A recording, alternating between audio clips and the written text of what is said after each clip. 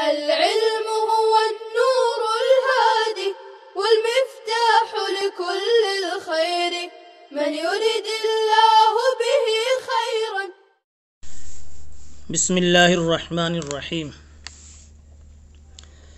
باب قول الرجل لأخيه انظر أي زوجتي شئت حتى أنزل لك عنها.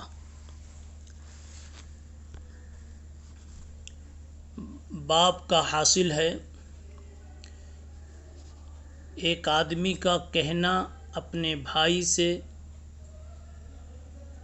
کہ میری 2 بیویوں میں سے جسے تو چاہے اسے میں تیرے لیے طلاق دے دیتا ہوں. یعنی اس باب کا حاصل یہ ہے کہ کسی انسان کے پاس 2 بیویاں ہوں اور وہ اپنے بھائی کے لیے، دوست کے لیے یہ ایثار کرے کہ تم جو پسند کرو میں اسے طلاق دے کر اس سے میں فارغ ہو جاؤں اور پھر تم اس سے شادی کر لو. ایسا کرنا ایک امر محمود ہے، ایک امر محبوب ہے. اس باب سے امام بخاری رحمۃ اللہ علیہ کا مقصد حضرت شیخ زکریا رحمۃ اللہ علیہ کے فرمانے کے مطابق یہ ہے کہ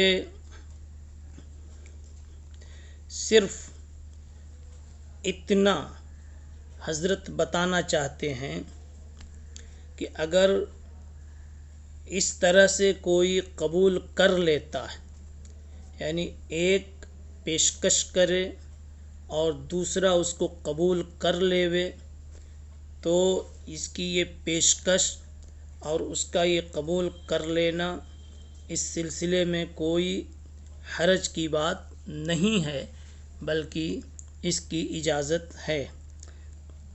اس قسم کی ضرورت بسا اوقات انسان کو پڑ بھی جاتی ہے، اور نکاح عبادت ہونے کے ساتھ ساتھ انسانی ضروریات کی قبیل کی بھی چیز ہے.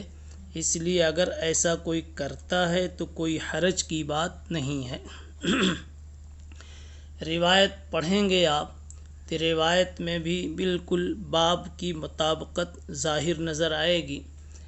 دیکھتے چلیے.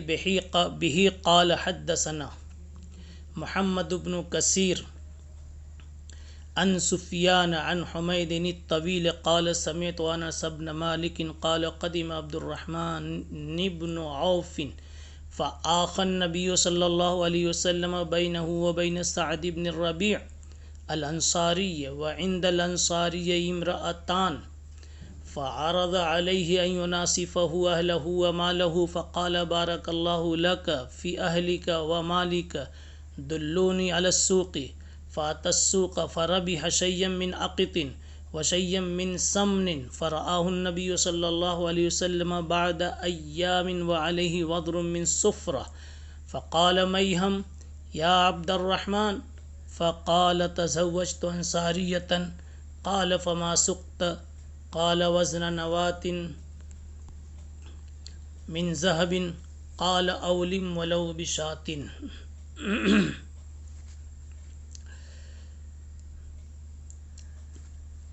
حضرت عبد الرحمن ابن عوف رضی اللہ تعالی عنہ کی یہ کہانی ہے کہ جب یہ مدینہ منورہ تشریف لے آئے تو جناب محمد الرسول اللہ صلی اللہ علیہ وسلم نے سعد ابن ربیع انصاری کے ساتھ ان کی مواخات کرا دی، ان کو ان کا بھائی بنا دیا. سعد ابن ربیع کی 2 بیویاں تھیں. وعند الانصاری امرأتان، 2 بیویاں تھیں ان کی. تو سعد ابن ربیع نے اپنے اس مواخاتی بھائی عبد الرحمن سے کہا کہ میرے مال اور بیویوں میں سے آدھا آدھا لے لو. ان يناصفه اهله وماله، آدھا آدھا لے لو. فقال بارک اللہ لک فی اہلک ومالک. عبد الرحمن ابن عوف نے کہا اس کی کیا ضرورت ہے، اللہ تمہاری بیویوں میں مال میں برکت دے۔ ہاں دلونی علی السوق، مجھے بازار کا راستہ بتا دو۔ چنانچہ بازار وہ آنے جانے لگے، پھر ان کو کافی نفع ہوا۔ فربح شیئا من عقط وشیئا من سمن، ان کو پنیر کی شکل میں نفع، گھی کی شکل میں نفع ملا۔ نبی پاک صلی اللہ علیہ وسلم نے کچھ دنوں کے بعد دیکھا تو ان کے لباس پر زردی کے اثرات تھے۔ فرمایا عبد الرحمن یہ زردی کیسی؟ مہیم، مہیم یہ ما حالک اور ما شانک کے معنی میں ہے۔ عبد الرحمن مہیم یہ کیا ہے؟ یعنی یہ زردی کیسی ہے، یہ کلر کیسا ہے؟ تزوجت انصاریہ، فقال تزوجت انصاریۃ، انہوں نے کہا کہ میں نے ایک انصاری خاتون سے شادی کی ہے۔ فما سقت، پھر تم نے اس کو کیا دیا؟ تو کہا وزن نوات من ذہب، وزن نوات من ذہب، میں نے گٹھلی کے برابر سونا دیا ہے مہر میں۔ آپ نے فرمایا اولم ولو بشاتن، ولیمہ تو کر لے خواہ ایک بکری ہی کا گوشت ہی کیوں نہ ہو۔ پوری روایت آپ کے سامنے آ گئی کہ عبد الرحمن ابن عوف رضی اللہ تعالی عنہ کے سامنے سعد بن الربیع نے یہ پیشکش کی کہ میری 2 بیویاں ہیں، آپ ایک لے لو، میں نکاح میں طلاق دے دیتا ہوں، آپ شادی کر لو اصول شرع کے مطابق، اور میرا مال باغ اس میں بھی آدھا آدھا لے لو۔ انہوں نے کہا نہیں، میں دوسروں کے مال پر جینے کے بجائے بازار کا راستہ بتاؤ، میں خود کمائی کر لوں گا۔ چنانچہ انہوں نے جب حوصلہ دکھایا تو اللہ کی مدد بھی آئی اور بازار کا رخ کیا۔ تھوڑے دن میں نفع ہوتا گیا اور پھر اس پوزیشن میں ہو گئے کہ انہوں نے مستقل اپنی شادی بھی کر لی۔ شادی کے بعد حاضر خدمت ہوئے رسول اللہ صلی اللہ علیہ وسلم کے پاس۔ آپ نے پوچھا مہیم، کپڑا کلر والا دیکھ کر اور کپڑے پر خوشبو کا اثر دیکھ کر، وذرۃ من صفرہ، وذر من صفرہ، وذرن کہتے ہیں ایک خاص قسم کی خوشبو کو جو زرد رنگ کی ہوتی ہے، اور عرب میں اس وقت شادی کے موقع پر وہ استعمال کی جاتی تھی۔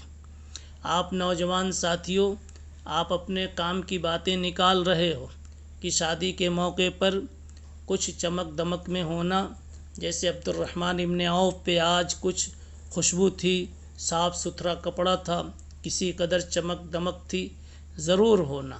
آپ بھی خوبصورت بنیے تاکہ آپ کی گھر والی جب آپ کے قریب آئے تو آپ سے اس کو معانست ہو، انس ہو، پیار ہو، محبت ہو۔ ورنہ ہوتا تو یہ ہے کہ آپ اس کی طرف سے تو بہت کچھ خوبصورتیوں کے طلبگار ہوتے ہیں اور بہت خوشبوؤں کے طلبگار ہوتے ہیں اور بہت ہی خوش مزاجیوں کے طلبگار ہوتے ہیں، اور اپنی طرف سے آپ بالکل بے پرواہ ہوتے ہیں۔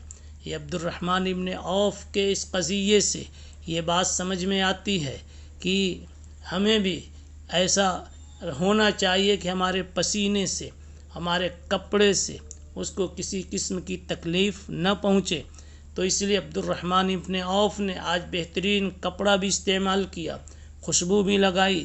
اللہ کے نبی صلی اللہ علیہ وسلم نے کہا کس سے شادی کی؟ تو فرمایا تزوجت انصاریۃ، ایک انصاری خاتون سے شادی کی ہے۔ قال فما سقت، تو نے مہر میں کیا دیا؟ کہا کہ سونے کی گٹھلی دی ہے، گٹھلی کے برابر سونا دیا ہے۔ بہرحال آپ نے فرمایا کہ پھر یعنی وہ تقریباً 4 تولہ سونا ہوتا ہے، اس کی طرف اشارہ کیا اور فرمایا کہ اب ولیمہ بھی اس کا کر ڈالو۔ وزن نوات من ذہب، 5 درہم، 5 درہم کے برابر کے وزن کو کہا جاتا ہے۔ مختصر یہ ہے کہ مہر دے دیا، مہر بھی دیا کرو، اور پھر یہ ہے کہ خوشی میں ولیمہ بھی کرو۔ اس باب سے جو مقصد تھا امام بخاری رحمۃ اللہ علیہ کا، وہ صرف اتنا ہے کہ اگر آپ کے پاس 2 بیویاں ہیں، مال ہیں، آپ خوشحال ہیں، اور آپ کا بھائی یا آپ کا پڑوسی اگر کوئی اس پوزیشن میں ہے کہ وہ اپنا انتظام خود نہیں کر سکتا، تو آپ اس کے لیے ایثار کر سکتے ہیں۔ اور 2 بیویاں نہیں، اگر ایسی کوئی شکل ہے کہ آپ کے پاس ایک ہی بیوی ہے لیکن آپ اس میں بھی اگر ایثار کر سکتے ہیں، ایثار کی شکل یہ ہوگی کہ آپ بوڑھے ہو چکے ہیں، اب آپ کو بیوی کی ضرورت نہیں ہے، چند ہی دنوں میں شاید کسی اور وطن آپ رخصت ہونے والے ہیں، اور آپ کی بیوی کی عمر ابھی اتنی ہے کہ کافی دن وہ زندہ رہ سکتی ہے بظاہر، تو آپ اپنی بیوی کو طلاق دے کر کے اپنے بھائی سے کہہ سکتے ہیں کہ عدت گزرنے کے بعد وہ شادی کر لے، اپنے دوست سے کہہ سکتے ہیں کہ میں ایثار کر رہا ہوں، طلاق دے رہا ہوں تاکہ آپ شادی کر لیں۔ اس طرح کے ایثار کا سبق سکھانے کے لیے امام بخاری رحمۃ اللہ علیہ نے یہ باب یہاں منعقد کیا ہے اور یہ مضمون یہاں سنایا ہے۔ اگلا باب پڑھیے۔ باب ما یکرہ من التبتل والخصا۔ تبتل اور خصا مکروہ ہے۔ تبتل اور خصا یہ مکروہ ہے۔ تبتل کیا چیز ہے؟ تبتل یتبتل تبتلا اے انقطع شیء عن شیء، کسی چیز کا دوسری چیزوں سے کٹ کر بالکل الگ ہو جانا۔ تبتل سے مراد ہے کہ انسان اپنے آپ کو دنیاوی مباح ضروری عادی چیزوں سے دور کر لے، مثلا شادی سے دور کر لے، لوگوں سے ملنے جلنے سے دور کر لے، اور اپنے کو عبادت کے لیے بالکل فارغ کر لے۔ ایسا تبتل شریعت میں پسندیدہ نہیں ہے۔ یکرہ، باب ما یکرہ من التبتل۔ تبتل، آپ شادی بھی کیجئے، اولاد بھی پیدا کیجئے، اور پھر عبادتیں کر کے دکھائیے، دین کی خدمت کر کے دکھائیے، مدرسہ پڑھا کے دکھائیے، کمائی کر کے اللہ کے نام پہ خرچ کر کے دکھائیے۔ کہتے ہیں خزاں میں پھول کھلاؤ تو کوئی بات بنے، خزاں میں پتجھاڑ کے موسم میں پھول کھلاؤ تو کوئی بات بنے، بہار آئے تو کانٹے بھی مسکراتے ہیں، بہار آئے تو کانٹے بھی مسکراتے ہیں۔ اب جب اولاد ہی نہیں ہے، شادی کے جھمیلے ہی نہیں ہیں، اور آپ نے روزانہ 15 پارے کی تلاوت کر لی ہے اور نفلوں کے ڈھیر لگا دیے ہیں، تو یہ کوئی بڑا کمال نہیں ہے۔ کمال تو جب ہے کہ شادی کے سارے جھمیلے ہوں، اولاد کی کثرت ہو، اخراجات ہوں، کمائی کی فکر ہو، بچوں کی دوا علاج کا مسئلہ ہو، اس کے بعد بھی آپ پڑھ رہے ہیں، پڑھا رہے ہیں، فرائض کا، سنن کا، نوافل کا اہتمام کر رہے ہیں، ایسوں کے اعمال پر اللہ تعالیٰ کو پیار آتا ہے۔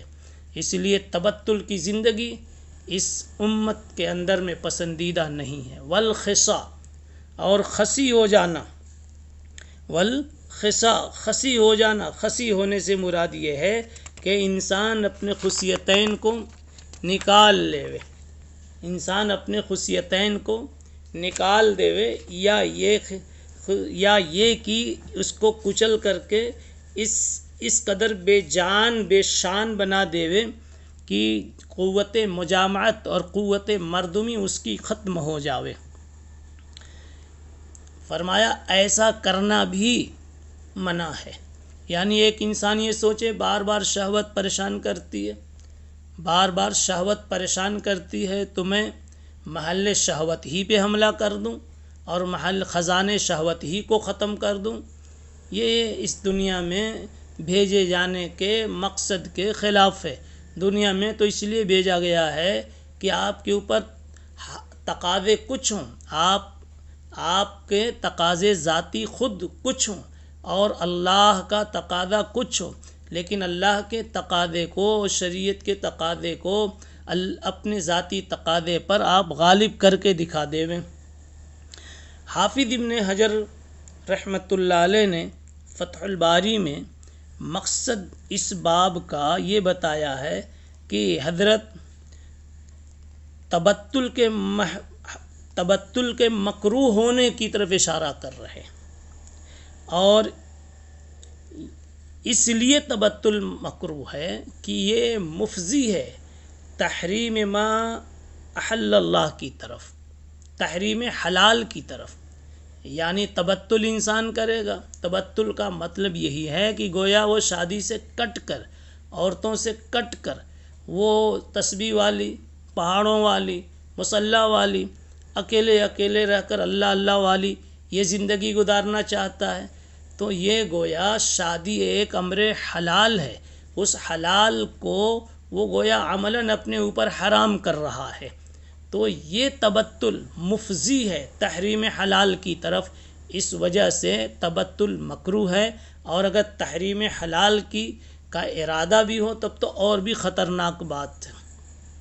پھر غور کیا جائے، تبتل اگر کوئی کر لے یا خصیتین نکال ڈالے، جس کے بعد پھر وہ مجامعت کے اور مقاربت مرأت کے قابل نہیں رہ جاتا ہے، تو پھر ایسا انسان تو گویا نظام عالم کے پلان کے بالکل خلاف ہے۔ اللہ کا تو مقصد یہ تھا کہ دنیا میں انسان آویں اور ہماری خلافت کے انجام اور ہماری خلافت کے فرائض انجام دیں اور ہماری طرف سے وہ نیابت کریں، ہماری طرف سے ہمارے احکام کو نافذ کریں۔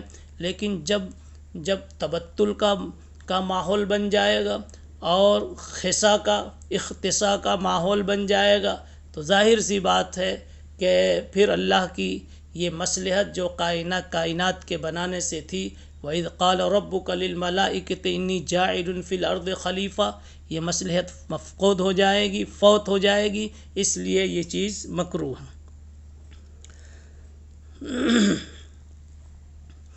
اب روایت میں بھی دیکھ لیجئے، روایت چلتی احمد ابن یونس سے اور پہنچ رہی ہے سعد ابن ابی وقاص پر، فرماتے ہیں رد رسول اللہ صلی اللہ علیہ وسلم علی عثمان ابن مدعون التبتل، عثمان ابن مدعون نے تبتل کا ارادہ کیا تو منع کر دیا، وَلَوْ أَذِنَ لَهُ لَاخْتَصَيْنَا، وَلَوْ أَذِنَ لَهُ لَاخْتَصَيْنَا، اگر اس کی اجازت دے دیتے تو ہم خسی ہو گئے ہوتے، جی، لیکن اجازت ہی نہیں ملی۔ آگے پھر روایت بھی اسی معنی میں ہے، وَلَوْ أَجَازَ لَهُ التَّبَتُّلَ لَاخْتَصَيْنَا۔ تیسری روایت دیکھیے حضرت قتیبہ ابن سعید والی، قال حدثنا جرير عن اسماعيل عن قيس قال قال عبد الله كنا نغزو مع رسول الله صلى الله عليه وسلم وليس لنا شيء فقلنا لا نستخسي فنهانا عن ذلك ثم رخص لنا۔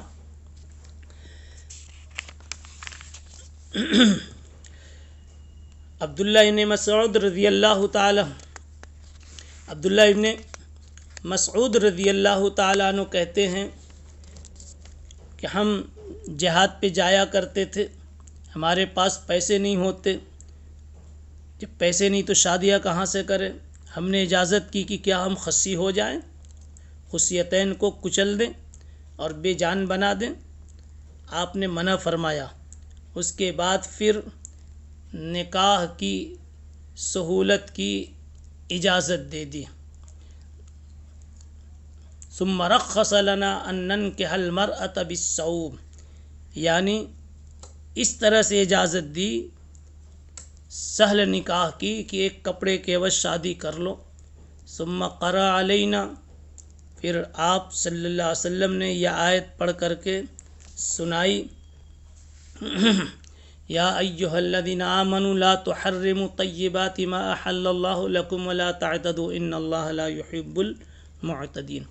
اس میں بھی یہی بات بتائی گئی ہے کہ اللہ نے جو چیزیں حلال کی ہیں اس کو حرام نہیں کرنا چاہیے۔ اگلی روایت دیکھیں آپ، اسبغ والی، قال اسبغ اخبرنی ابن وہب عن یونس ابن یزید عن ابن شہاب عن ابی سلمۃ عن ابی ہریرہ رضی اللہ تعالی عنہ قال قلت یا رسول اللہ قال قلت یا رسول اللہ، ابو ہریرہ کہتے ہیں کہ میں نے کہا یا رسول اللہ، میں جوان آدمی ہوں، انی رجل شاب وانا اخاف علی نفسی، میں جوان آدمی ہوں اور زنا میں مبتلا ہو جانے کا اندیشہ رہتا ہے، اور اگلی بات یہ ہے کہ ولا اجد ما اتزوج به النساء، شادی کرنے کا میرے پاس کوئی سامان نہیں۔ فسکت عنی، حضور پاک صلی اللہ علیہ وسلم نے سکوت اختیار کیا، پھر فرمایا ثم قلت مثل ذلک، ابو ہریرہ کہتے ہیں کہ پھر میں نے وہی بات دہرائی، پھر آپ خاموش رہے، پھر میں نے دہرائی، پھر آپ خاموش رہے، پھر میں نے وہی بات دہرائی، تو آپ نے فرمایا ہے ابو ہریرہ جف القلم بما انت لاقن، تقدیر کا قلم جو لکھنا تھا وہ لکھ کر خشک ہو چکا ہے، خواہ تو خسی ہو یا نہ ہو، خواہ تو خسی ہو یا نہ ہو۔ بقیہ گفتگو اگلی مجلس میں انشاءاللہ۔ سبحان اللہ و بحمدہ، سبحان اللہ العظیم۔ ولا تعجل بالقرآن من قبل أن يقضى إليك وحيه وقل رب زدني علما